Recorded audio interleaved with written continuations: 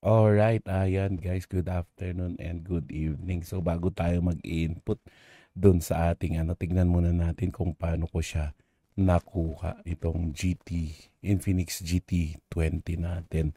Ayan, so napasyal kasi ako sa may center mo. Ayan, nakita ko yung Infinix store, bagong bukas, may mga balloons pa sila and madaming mga displays. Ayan, so nakita ko yung set nila. Ayan, and then nakita ko ito, official gaming phone daw ng MPL. So naintriga ako. Hindi naman ako gamer, pero naintriga lang ako. Anyway, ayan, 4 nanometer na ultimate processor ang laman niya. Ayan, so naintriga ako, umikot ako, tinignan ko. Ayan, ano ba yung Infinix na yan? Ayan, no? So meron sila mga displays dito. May mga accessories, may mga phone, may mga charger, may mga power bank. Ayan, naka-display din yung business details nila.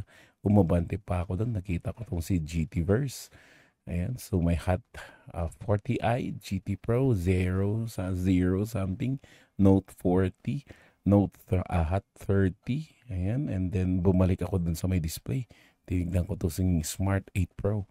Ganda ng display niya. Ano? Tingnan mo naman yan, yung naka-demo mode. Tapos nakita ko na naman to si Note 40 Pro series. Ayan, pero mahal yan. Kaya hindi ko siya chinek. Ayan, so binidyo ko ulit yung ni Infinix. Tapos pinababa ko. Ayan, nawala. Ay, nakyat ko ulit. Ayan. And then, in-steady kong ganyan ulit yung video ko. Tapos, nung niyan, pumunta ulit ako sa labas. Binidyo, naglalakad akong parang papasok. Nakita ko ulit si GT20 Pro doon naka-display. Excuse me po. Ayan, so, ngayon binalik ko ulit dyan. Ayan, nakita ko ulit si GT Pro. GT Pro na, GT20 Pro na Infinix. Binalikan ko ulit. Nagdagan ko ulit ng gagamitin ko sanang pang, B-roll ko or pang montage ko. Pero kinanyan ko na lang. Tapos binidyo ko ulit pababa. Pinokusto ko talaga dyan kay GT Pro. Nagustuhan ko kasi MPL daw, official gaming phone. Kaya ayan, naintriga ako. Pero gumilid muna ako. Tinignan ko tong mga to. And then, yan, nakita ko si Oppo. Nakita ko si C65. Yan. And then, nakita ko yung mga ibang phone dito. Pero binalikan ko pa rin ulit si, itong si Note 40 muna. Wow, 120 Hz daw yung processor niya. Tapos 108 MB na OIS, no? Optical Image Stabilization. Tapos ultra stability daw siya. Ayan, so meron siyang 3 times. Ayan, 32 MP na selfie. May super night din siya. Tapos may portrait mode. Ayan, may sky shop. Ayan, di ko alam kung ano yan. May dual video. May vlog. Ayan, so may Hello G99 Ultimate. Pero pumunta ako dito ulit kaya kay hindi pa rin ako na-kontento. Tinignan ko yung mga specs. Ayan, 6 nanometer daw na processor. Tapos may dual na speakers. Pero binalikan ko tong si GT Pro. Ayan, yung specs niya, oh. Tignan nyo naman yan. Dual chip. Tapos may tatlong camera. Tapos yung processor niya, ayan, di ko yan, 4 nanometer. Mas maliit na naman na dimensional na Tapos nakita ko itong up to 120 FPS na refresh rate, no? And then nakita ko tong niya, hindi ko alam kung ano yan, hindi ko na mabasa. Anyway, ayan.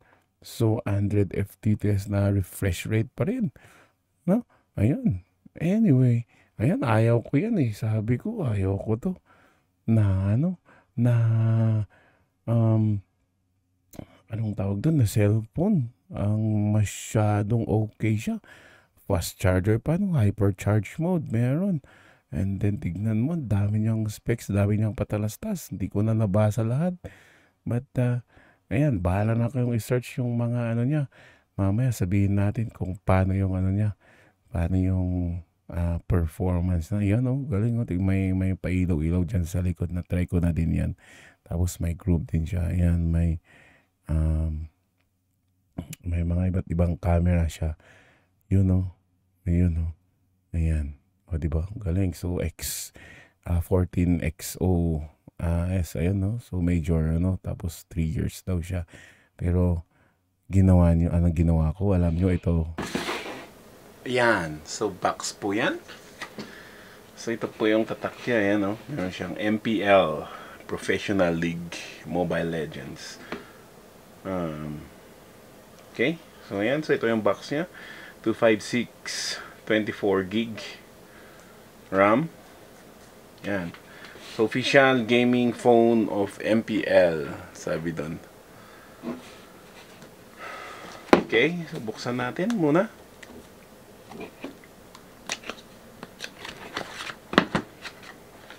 Yan. So, mayroon po siyang isang box. So, same din lang dito. MPL. Professional League Philippines. Okay. Tapos natin yan. And of course, buksan natin to. Wow. Yan. So, unang-una, dito po yung manuals and tignan natin. So, andun po yung ejector pin. Manual. Yan. Cleaning kit. Mobile phone sticker. Stitcher auxiliary cleaning kit. Ayan. So, mayroon po siyang cleaning kit. Ayan. Infinix warranty card. Ayan. Okay. Kasi meron pala siyang ganito. Ito. Ayan. So, meron siyang screen protector na kasama. Okay. Kaya pala meron ganito. Cleaning kit. Of course, hard case. Ayan, no? Hard case po siya. Hindi siya jelly case. Ayan, matigas. Okay. Yun. Of course, ito na yung unit. Pero, tanggalin muna natin. Op. Ayan. So, dito po lahat. Ayan, ito yung charger brick. 45 watts. Ayan. May tatak na Infinix. And yung cable. Ayan. So, USB to Type-C ang kanyang cable. Okay. So, yun na yan. Ang nasa box niya. Yun. Ay, yan. So, trinay din po natin siyang trinards. Yan, 31% ng 822. And then, nung after niyan, tingnan natin, no? Ayan. So, after ayan, so after 16 minutes, no, ayan, 62% na po siya. So, ganyan po siya kabilis mag-charge. Ayan, so nag-off na siya. Ayan, so trinay ko din itong X-Arena niya. Yun, no. Ayan, so madami po siyang features. Ayan, so panoorin nyo na lang. And of course, yan, na-try ko siya. Mabilis naman. Okay yung refresh rate niya sa gaming.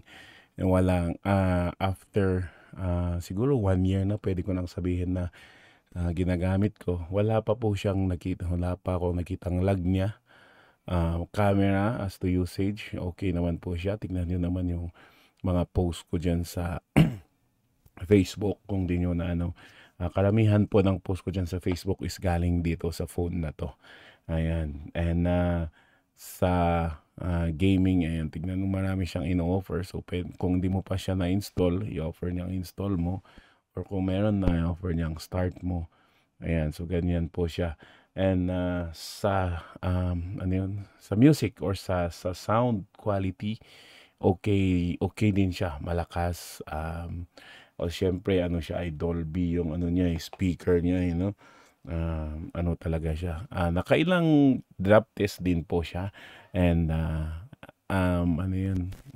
masasabi ko naman na hindi pa nabibiyak yung niya, LED niya.